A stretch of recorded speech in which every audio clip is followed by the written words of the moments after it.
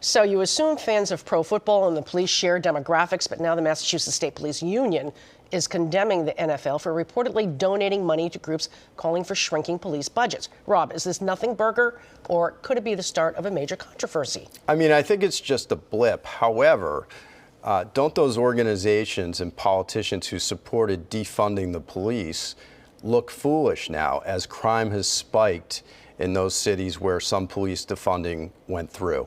I think this points that out, but I don't think there's going to be a massive protest against the NFL on this. They're just making a point.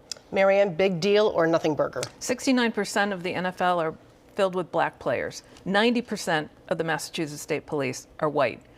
Even fewer are black, and even fewer than that are women. So the fact is, black players in the NFL and the NFL itself have been fighting against abuse of power by law enforcement and wrongful convictions. That's what they're doing. The Mass State Police should spend their time, instead of criticizing the NFL, getting their own house in order, recruiting more black troopers and women, by the way, and they've been mired in controversy for years. So how about taking care of things at home, folks, instead of pointing at the NFL? Look in the mirror. We are halfway through this confusing holiday season. Do we travel? Do we gather with the unvaccinated? Do we mask in our own home?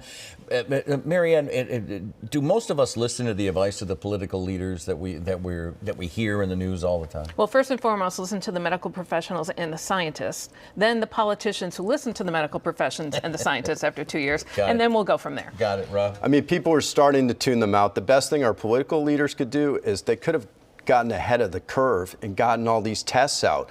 They're expensive. They're not available. They should have been doing this 6 months ago. They knew the variants were coming, or everybody except for Kamala Harris knew the variants were coming. So it's the day after Christmas, so let's wrap up with holiday returns. Marianne, what are you sending back? Joe Manchin and Kristen Sinema for false advertising. So those are the gifts that are going back, and they're not the gifts I keep giving. Rob, what are you returning back? I'm returning Build Back Better, which is, it's really Bernie Sanders' Build Back Better, even though Joe Biden has become the champion of it.